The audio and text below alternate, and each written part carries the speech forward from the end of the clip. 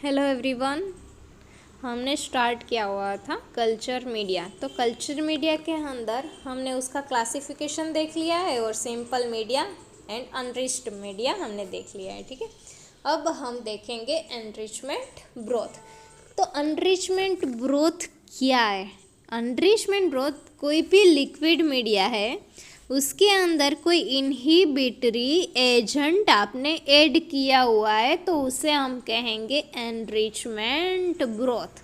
ठीक है, liquid media added with some inhibitory agent which selectively allow certain organism to grow and inhibit other। enrichment growth क्या करता है? कोई specific organisms को ग्रो करने देगा। ठीक है, मतलब कि स्पेसिमेन के अंदर तो नॉर्मल फ्लोरा भी प्रेजेंट हो गए और पैथोजन भी प्रेजेंट हो गए। ठीक है, तो अगर हमें नॉर्मल फ्लोरा नहीं चाहिए, हमें सिर्फ पैथोजन को आइसोलेट करना है। क्यों? क्योंकि पैथोजन ही तो है जो रिस्पॉन्सिबल है कोई डिजीज को कॉज करने के लिए। ठीक है, हमें उसे आइसोलेट करना है। तो हमें उसे आइसोलेट करना होगा, तो नॉर्मल फ्लोरा की कोई रिक्वायरमेंट नहीं है, तो नॉर्मल फ्लोरा इसके अंदर ग्रो नहीं हो पाएंगे। ठीक है, उसके एग्जाम्पल कौन कौन से है? टेट्राथानेट ब्रोथ है, gram negative broth, selenite F broth, alkaline peptone water. अगर हमें साल्मोनेला टाइफी को आइसोलेट करना है तो हम टेट्राथानेट ब्रोथ यूज़ करेंगे। शिगेला को आइसोलेट करना है तो ग्राम नेगेटिव ब्रोथ या फिर सेलेनाइट एफ ब्रोथ यूज़ करेंगे।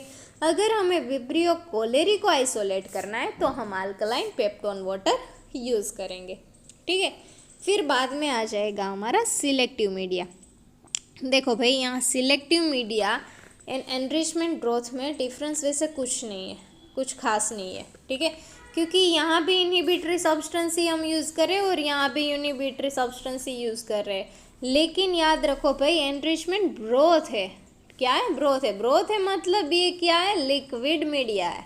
और सिलेक्टिव मीडिया में भी हम इनहिबिटरी एजेंट ही यूज़ कर रहे हैं, लेकिन यहाँ जो सिलेक्टिव मीडिया है वो सॉलिड फॉर्म में है।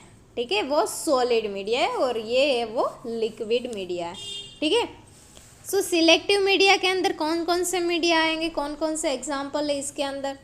LJ medium, Lowenstein Jensen medium, thiosulphate citrate bile salt sucrose agar, DCA आ गया हमारा, एक्सएलडी आ गया, पीटीए आ गया। ठीक, ये सारे फुल फॉर्म आपको याद रखने हैं। ठीक है, डीऑक्सीकोलेट सिट्रेट अगार, जाइलोज लाइसिन डीऑक्सीकोलेट अगार, पोटेशियम टेल्यूराइट अगार एक्सेट्रा। ठीक है, फोर्थ है माइकोबैक्टीरियम ट्यूबरक्यूलोसिस को अगर हमें आइसोलेट करना है तो हम एलजे मीडियम का यूज़ करेंगे।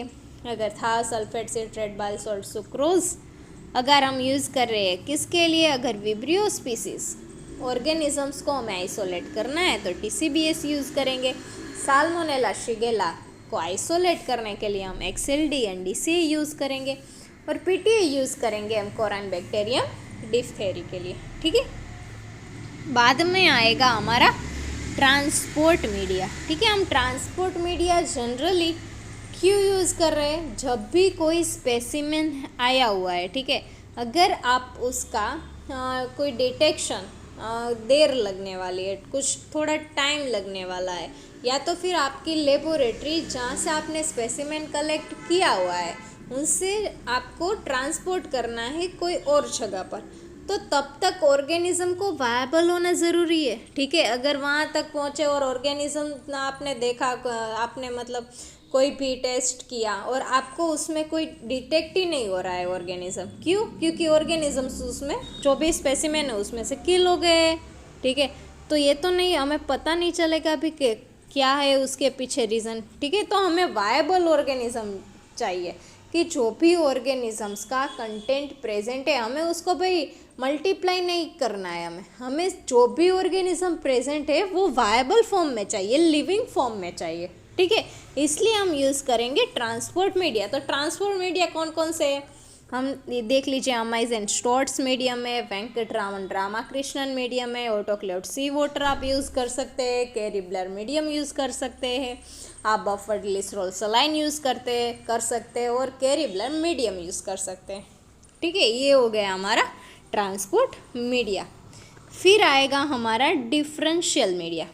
ठीक है, डिफरेंशियल मीडिया मतलब आपको नाम सजेस्ट कर रहा है भाई ये कुछ डिफरेंशिएट कर रहा है। ठीक है, between two groups of bacteria. ठीक है, अगर यहाँ डिफ्रेंशिएशन हो रहा है तो कुछ यूज़ होगा जो भी मीडिया के अंदर, तो यहाँ क्या यूज़ हो रहा है, इंडिकेटर। ठीक है, यहाँ इंडिकेटर हम ऐड करेंगे ताकि हम टू ग्रुप्स को हम उसको सेपरेट कर सके, डिफ्रेंशिएट कर सके कि भाई ये ऑर्गेनिज्म ये है और ये ऑर्गेनिज्म वो है। ठीक है, सो जनरली डिफरेंशियल मीडिया कौन कौन से है, मेकोंकी अगार एंड CLED अगार। ये क्या डिफ्रेंशिएट करते हैं कि भाई lactose fermenter organism and lactose non fermenter organisms को। अगर लैक्टोज फर्मेंटर ऑर्गेनिज्म है, अगर लैक्टोज फर्मेंटर ऑर्गेनिज्म प्रेजेंट है आपके मीडिया के अंदर, मतलब जो भी आपने स्पेसिमेन उसके अंदर स्ट्रिक किया हुआ है, अगर वो पिंक कलर कॉलोनी फॉर्म करके देता है तो मतलब कि भाई जो भी ऑर्गेनिज्म है वो लैक्टोज फर्मेंटर है। तो लैक्टोज फर्मेंटर ऑर्गेनिज्म कौन सा है, इकोलाई है, वो लैक्टोज फर्मेंटर है। और शिगेला है वो भाई नॉन लैक्टोज फर्मेंटर, वो लैक्टोज को फर्मेंट कर नहीं सकता है। ठीक है, इसलिए हम उसको उन दोनों को डिफ्रेंशिएट कर सकते हैं, इकोलाई एंड शिगेला को।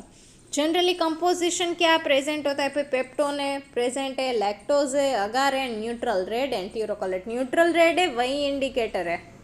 ठीक है, न्यूट्रल रेड क्या है, वही तो इंडिकेटर है, वही तो डिफ्रेंशिएट कर सकता है। क्यों, क्योंकि जो भी मीडिया है उसकी pH डिफरेंट हो जाएगी। ठीक है, मीडिया की pH डिफरेंट हो जाएगी, इसीलिए तो जो भी हमने कॉलोनी प्रोड्यूस हो रही है वो कलर कॉलोनी प्रोड्यूस हो रही है।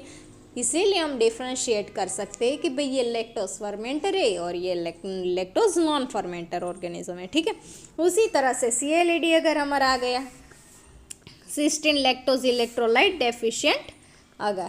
ठीक है, सो एनारोबिक कल्चर मीडिया।